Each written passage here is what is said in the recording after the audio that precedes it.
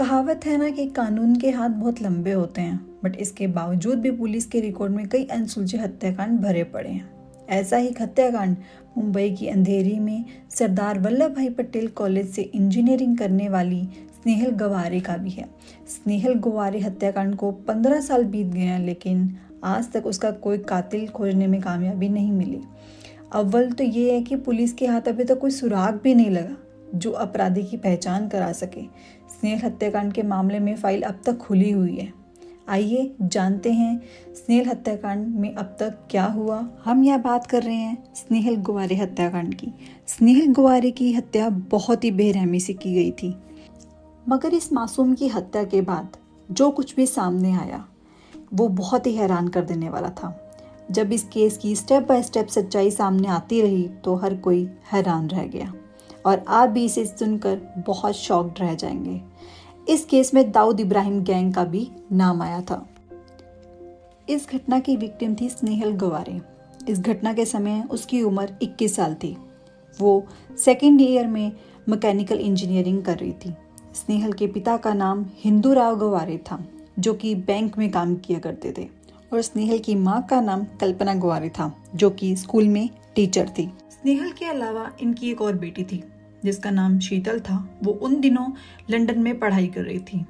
ये पूरा परिवार पुणे के निर्नाद कोऑपरेटिव सोसाइटी में रहता था। स्नेहल की गिनती अपने बैच के बेस्ट स्टूडेंट्स में से की जाती थी। स्नेहल को पढ़ाई के साथ साथ घूमने फिरने का भी बहुत शौक था। इसीलिए जून के महीने में उनके कुछ दोस्त ट्रैकिंग पे जाने का मन बनाते हैं, तो स्नेहल भी उनके साथ ट्रैकिंग पे चली जाती है। ये लोग वहाँ खूब मस्ती करते हैं, पर ट्रैकिंग के दौरान ही आने से एक दिन पहले स्नेहल के अंगूठे पे चोट लग जाती है। फिर उसे हॉस्पिटल में ट्रीटमेंट के लिए ले जाया जाता है। ट्रीटमेंट के दौरान उसे 1 से 1.5 महीने के लिए रेस्ट की सलाह दी जाती है। अस्पताल से आकर स्नेहल घटना वाले दिन से लगभग 1 महीना पहले से वो घर पे ही रह रही थी, और रोज की तरह 19 जुलाई 2007 को भी स्नेहल अपने घर पर ही थी। दिन के 11 बजे स्नेहल की माँ कल्पना रोजाना की तरह उसे अकेला छोड़कर अपने स्कूल चली जाती है, और स्नेहल के पिता हिंदूराव भी अपनी ड्यूटी पर जा चुके होते हैं। तो स्नेहल की माँ कल्पना शाम को जब ड्यूटी से वापस आती है तो उसे स्नेहल नजर नहीं आती। तो स्नेहल को खोजने के लिए वो उसके कमरे तक जाती है, तो वो देखती है कि स्नेहल की चप्पल भी कमरे के बाहर पड़ी हुई है, और स्नेहल का ब्रेसलेट और चश्मा भी वहीं टेबल पर रखा हुआ था। अब कल्पना घबराकर स्नेहल को आवाज देती है, पर कहीं से भी स्नेहल की आवाज नहीं आती है।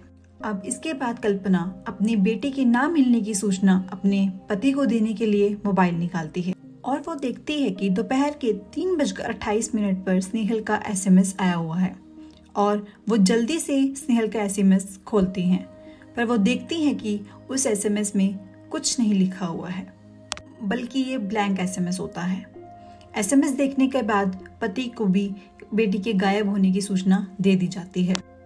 इसके अलावा स्नेहल के कई दोस्तों और सब रिश्तेदारों से भी स्नेहल के बारे में पूछा जाता है, पर किसी को भी स्नेहल के बारे में कोई जानकारी नहीं होती है।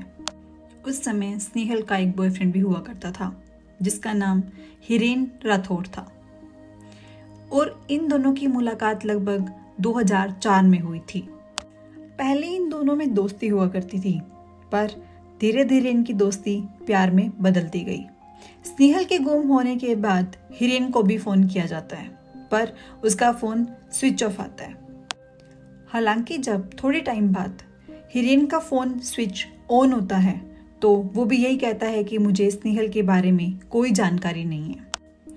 अब तक स्नेहल के पड़ोसियों और उसके आसपास रहने वाले सभी रिश्तेदारों को भी स्नेहल के गुम होने के बारे में पता चल चुका था, और वो भी सब स्नेहल के घर आ जाते हैं और स्नेहल को ढूंढने की कोशिश शुरू करते हैं। जहां जहां उनको लगता है कि स्नेहल मिल सकती है, वो अपने स्तर पर उनकी जानकारी निकालना शुरू करते हैं, और किसी को भी स्नेहल की जानकारी नहीं मिलती है।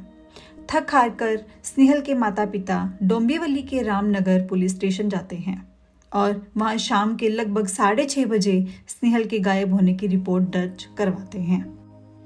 रिपोर्ट दर्ज करवाने के बाद भी स्नेहल के माता पिता, पड़ोसी या रिश्तेदार चुप होकर नहीं बैठते हैं। वो अपने स्तर पर स्नेहल के बारे में जानने की कोशिश करते हैं, मगर किसी के हाथ कामयाबी नहीं लगती है। अब तक बहुत रात हो चुकी थी, इसलिए सब अपने अपने कमरे में सोने के लिए चले जाते हैं और सभी सुबह होते ही जल्दी उठ जाते हैं, क्योंकि स्नेहल के गायब हो जाने के कारण किसी को भी ढंग से नींद नहीं आती है। स्नेहल की माँ भी उठती है और बेड से नीचे उतरती है। तभी उसकी नज़र बेड के पास एक गिरे पानी की बोतल पर पड़ती है। पानी की बोतल अक्सर स्नेहल के इस बड़े से बेड के नीचे मौजूद ड्रॉर में होता था, लेकिन आज वो बोतल नीचे गिरी हुई थी और वो नीचे झुककर पानी की बोतल उठाती है और बेड के नीचे रखे बक्से में रखने के लिए बेड पर लगे गद्दे को थोड़ा सा हिलाती है। मगर गद्दे को थोड़ा सा हिलाते ही वो अचानक से चीख पड़ती है। कल्पना इतनी जोर से चिल्लाती है कि कल्पना की आवाज़ घर में मौजूद लोगों के साथ साथ पड़ोसियों तक भी चली जाती है और वो सभी चीख सुनकर कमरे में भाग कर आते हैं और देखते हैं कि कल्पना उसी बेड की तरफ इशारा करते करते जोर से चिल्लाई जा रही थी और चिल्लाते चिल्लाते बेहोश भी हो जाती है। जब वहां पर मौजूद सभी लोग कल्पना के चिल्लाने की वजह को समझने के लिए गद्दा हिलाकर देखते हैं तो सबके पैरों तले जमीन खिसक जाती है। उन्हें बेड के नीचे बने बक्से में एक इंसानी हाथ दिखाई देता है। आनन फानन में सभी लोग मिलकर गद्दे को हटाते हैं और बेड को खोलते हैं, तो जो नज़ारा उनके सामने होता है उसे देखकर हर कोई शॉक्ड रह जाता है। इस बड़े से बेड पर, जिस पर माँ और कुछ रिश्तेदार उसी रात सोए थे, उसी बेड के नीचे बने बक्से में स्नेहल की लाश पड़ी हुई थी। स्नेहल के हाथ और पैर पीछे करके एक कपड़े से बांधे हुए थे, जबकि मुंह पर टॉवल लपेटा हुआ था। इसी दौरान पुलिस को भी खबर दी जाती है और पुलिस भी भागकर वहां जल्दी से पहुंचती है और लाश को पोस्टमार्टम के लिए भेज दिया जाता है, जबकि मामला दर्ज करते हुए आगे की जांच पड़ताल शुरू की जाती है। घर वालों द्वारा पहला शक स्नेहल के बॉयफ्रेंड हिरेन राठौड़ पर जताया जाता है।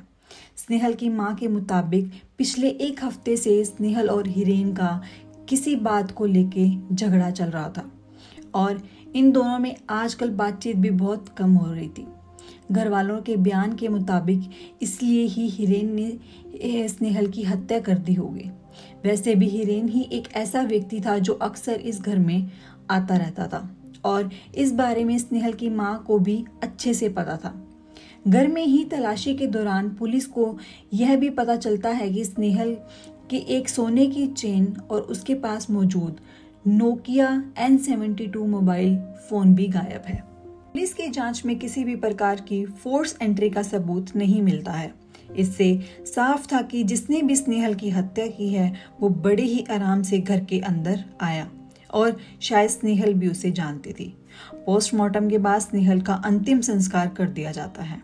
जब पोस्टमार्टम की रिपोर्ट आती है तो उससे पता चलता है कि स्नेहल की मौत दम घुटने की वजह से हुई। स्नेहल के साथ किसी तरह का भी सेक्सुअल असॉल्ट नहीं हुआ था। घर से दूसरी कोई कीमती चीज भी गायब नहीं हुई थी। ऐसे में ये लूट के लिए किया गया मामला भी नहीं लग रहा था। अब शक के आधार पर सबसे पहले पुलिस हिरेन को पूछताछ के लिए बुलाती है। सबसे पहले घटना वाले दिन हिरेन से उसके मोबाइल स्विच ऑफ होने के कारण के बारे में पूछा जाता है, तो वो बताता है कि 2 दिन से उसका मोबाइल खराब चल रहा है और वो बताता है कि जब भी उसे किसी से बात करनी होती है तो वह अपना फोन ऑन करता है। जांच पड़ताल में हिरेन का यह दावा सच पाया जाता है। जब हिरेन से पूछा जाता है कि वो घटना वाले दिन कहाँ था, तो वो बताता है कि वह रोज की तरह अपने काम पर गया हुआ था। हिरेन की इस दावे की पुष्टि के लिए पुलिस की टीम उस कंपनी में जाती है जहां हिरेन काम किया करता था। सर्च के दौरान हिरेन के क्लीक्स तो यह दावा करते हैं कि उस दिन यानी 19 जुलाई 2007 को वो काम पर ही था, मगर जब कंपनी के अटेंडेंस रजिस्टर लाने को कहा जाता है तो पता चलता है अटेंडेंस रजिस्टर अचानक से गायब हो गया। पुलिस वाले रजिस्टर को ढूंढने की काफ़ी कोशिश करते हैं और ये कोशिश काफ़ी सालों तक चलती रहती है, मगर रजिस्टर का आज तक कुछ पता नहीं चला। हिरेन के साथियों द्वारा दिए गए बयान से पता चल रहा था कि हिरेन तो संभावित ही हत्या वाले दिन काम पर ही था। ऊपर से स्नेहल के कमरे या पूरे घर में कहीं से ऐसा एक भी सबूत नहीं मिला जहां से पता चल सके कि हिरेन घटना वाले दिन या उससे पहले इस घर में आया हो। गिरफ्तारी के कुछ ही दिनों बाद हिरेन को सबूतों के अभाव में छोड़ दिया जाता है। कुछ दिनों बाद फिर से हिरेन को पूछताछ के लिए बुलाया जाता है, मगर इस बार भी पुलिस के हाथ कुछ नहीं लगता है। अंत में हिरेन का साइकोलॉजिकल टेस्ट, पॉलीग्राफ टेस्ट और ब्रेन एनालिसिस टेस्ट भी किया जाता है, मगर उससे भी पुलिस को कुछ पुख्ता सबूत नहीं मिलते। पुलिस और घर वालों का शक सबसे ज्यादा हिरेन पर था, मगर पुलिस की अब तक की जांच में वह बचता ही आ रहा था। अब पुलिस वाले नए सिरे से जांच की शुरुआत करते हैं। इस जांच के दायरे में हिरेन के माता पिता और परिवार के दूसरे सदस्यों को भी शामिल किया जाता है। इस जांच पड़ताल के दौरान यह पता लगता है कि स्नेहल के पिता हिंदूराव गवारे को शक था कि उसकी पत्नी कल्पना का चक्कर उसी के रिश्तेदार अनिल ज्वालेकर के साथ चल रहा था।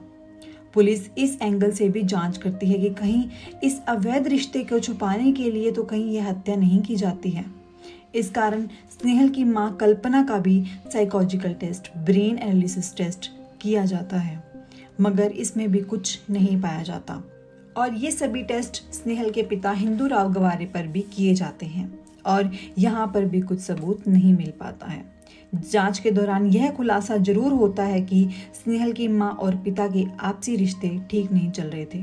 यहाँ तक कि बड़ी बेटी शीतल, जो कि लंदन में पढ़ाई कर रही थी, उसके साथ भी हिंदूराव के संबंध ठीक नहीं थे।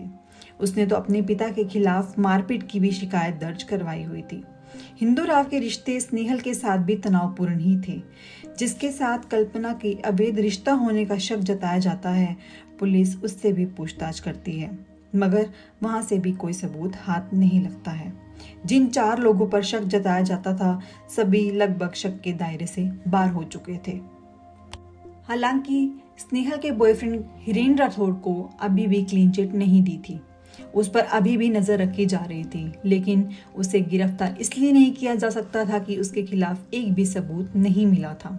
अब पुलिस को कोई क्लू नहीं मिलता है तो आला अधिकारी इस बात की ओर इशारा करते हैं कि कहीं इसे किसी बड़े गैंग ने तो अंजाम नहीं दिया है।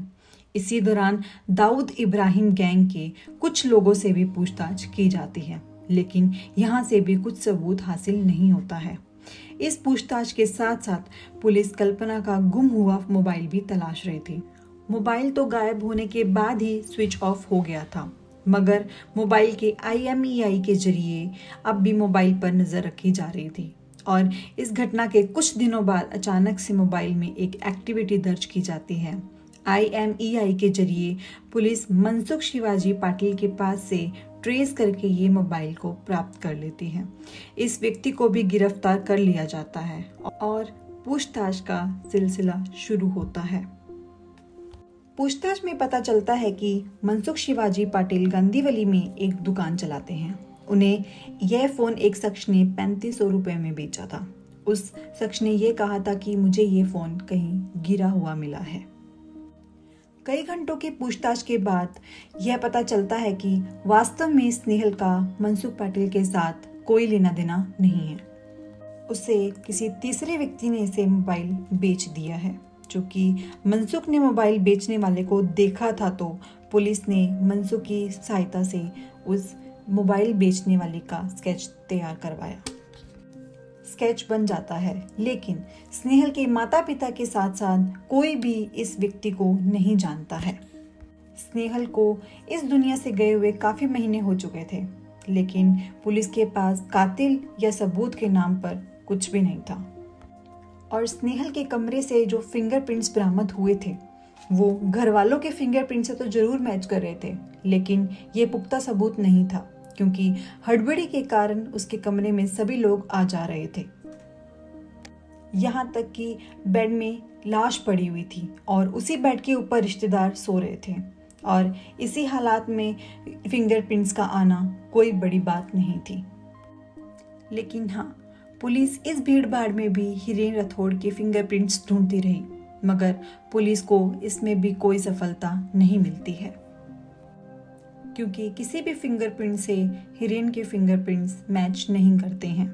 और इसी दौरान पुलिस से क्लीन चिट मिलने के बाद हिरेन पढ़ाई के लिए विदेश चला जाता है। समय निकलता गया, लेकिन पुलिस वालों को सबूत के नाम पर कुछ भी नहीं मिला। 2010 तक आते आते इस केस को क्राइम ब्रांच को सौंप दिया गया। क्राइम ब्रांच की जांच के दौरान ही 2010 में अचानक से इस केस में फिर एक नई जान आ जाती। दरअसल 2010 में हिरेन राठौड़ के पिता का देहांत हो जाता है और पिता के देहांत की खबर सुनकर हिरेन राठौड़ फिर से इंडिया वापस आता है। पिता के अंतिम संस्कार के बाद क्राइम ब्रांच भी हिरेन को प्राइम सस्पेक्ट मानकर फिर से पूछताछ शुरू करती है। क्राइम ब्रांच वालों की ओर से हिरेन का फिर से एक बार नार्को टेस्ट करवाने का फैसला किया जाता है। कोर्ट में कहा जाता है कि इस बार पुलिस को हिरेन के खिलाफ कुछ स्ट्रॉन्ग एविडेंस मिले हैं। हिरेन कोर्ट को नार्को टेस्ट के लिए अपनी मंजूरी भी दे देता है। यहाँ नार्को टेस्ट की तैयारी चल रही थी। इसी बीच इस केस में एक फिर से नाटकीय मोड़ आता है। क्राइम ब्रांच ये दावा करती है कि पुलिस को हिरेन के खिलाफ कोई भी स्ट्रॉन्ग एविडेंस नहीं मिला है और यहाँ से हिरेन भी अपना नार्को टेस्ट का बयान फिर से वापस ले लेता है। अभी तक इस केस को 15 साल हो चुके हैं।